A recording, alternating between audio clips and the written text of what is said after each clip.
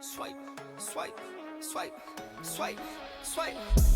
Just picked up some bands, come again. American bombers in the Korean Peninsula. Is this the start of war?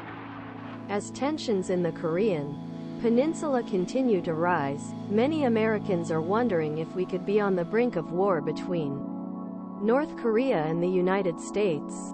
The United States has sent a group of B-1 bombers, known as the Armada, to the Pacific region to help police the area and test their military might against North Korea. With both countries rattling their sabers, you may be wondering what exactly this means. Could this be the start of World War III? Let's take a look at why these planes are in the air right now, and what you should know about them going forward. The situation: tensions have been high on the Korean Peninsula for a while, but just last week things seem to have escalated. The US, Japan and South Korea are holding joint military drills in what is being seen as a show of force against North Korea. It was during these drills that America flew 4 heavy bombers over the peninsula, which Pyongyang responded to by saying it has reached the final stage of preparing nuclear weapons. The American response came with President Donald Trump tweeting that military solutions are now fully in place if North Korea acts unwisely. The United States has not announced any intention to strike first, but tensions on both sides continue to escalate with each new development. With no one backing down, there's no telling how this will end. But one thing's for sure: even though war might be inevitable at this point, North Korea is still making preparations. Tensions rise. Tensions are rising between North Korea and America. With American bombers flying over the Korean Peninsula, a lot of people are concerned that this is the beginning to a war. The Pentagon has denied these claims, but they haven't been able to confirm what these bomber flights were for. Regardless, it's not an easy time for anyone who is living on this side of the globe right now. People are worried about the safety of their loved ones. They're scared about how much control we have over these events.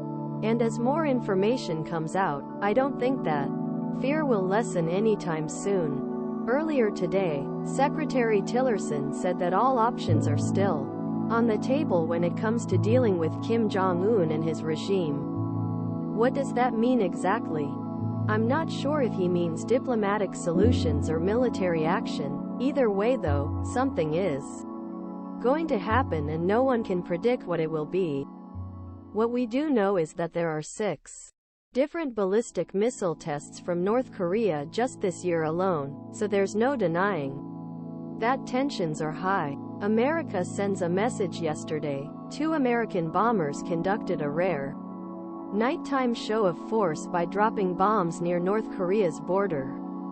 The U.S. military said it was a signal to Pyongyang that President Trump had an array of options for dealing with the threat from North Korea. North Korea's actions are so brazen and provocative that we must take every available step to deter and defend against this grave threat, said General Terrence J. O'Shaughnessy, head of North American Aerospace Defense Command and U.S. Northern Command, as he announced the B-1B Lancer mission along with Pacific Air Forces Commander General Laurie Robinson at a press conference on Friday morning. We will use our full range of military capabilities to protect ourselves and our allies from this menace. One of those defenses includes conducting high-altitude flights over international waters.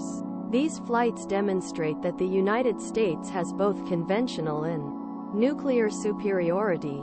Sending these messages is especially important because North Korea can launch its missiles without warning, said General Laurie Robinson at a press conference on Friday morning, before the bombers took off from Andersen Air Force Base in Guam to conduct their mission over South Korea before returning home about 8 hours later. How will North Korea respond? North Korea is likely to retaliate by firing missiles at U.S. forces stationed near the DMZ in South Korea. Although North Korea's current missile technology is not capable of targeting the U.S. mainland, they could still target our military bases in Japan and South Korea. They may also fire at Seoul, one of Asia's most densely populated cities with a population of 10 million people. The city has been hit before by artillery shells from across the DMZ, but experts say that it would be difficult for North Korea to cause significant damage to Seoul through artillery attacks. It is more likely that they will use chemical or biological weapons against civilians living close to their border. However, if tensions continue to escalate between North Korea and America, we should expect some type of nuclear attack from Pyongyang. In fact, this might happen regardless of whether there is an escalation. Experts believe that Kim Jong-un could launch a missile strike anytime as he feels threatened by President Trump's fire and fury rhetoric. North Korea has already conducted 5 tests of intercontinental ballistic missiles, ICBMs, this year alone, which many consider an act of war towards the United States. With all these factors combined, it seems like we are on the verge of an armed conflict with North Korea. The possibility of war. On October 20th, U.S. Air Force B-1B Lancers were flown to Korea's eastern coast. The 2 bombers joined South Korea's F-15s, and U.S. Pacific Command said they flew over international waters. North Korea is likely making its own preparations, with state media reporting that Kim Jong-un oversaw a test of what it called a hydrogen bomb on September 3rd. Tensions have been high for more than a year after Pyongyang started testing missiles and nuclear bombs at an alarming rate. We don't know if there will be a war or not, but this is sure to escalate tensions between the United States and North Korea. However, President Trump has expressed his willingness to negotiate with North Korea, and he has even offered them the possibility of ending their nuclear program. So far, it doesn't seem like Trump is considering military action unless provoked by another country.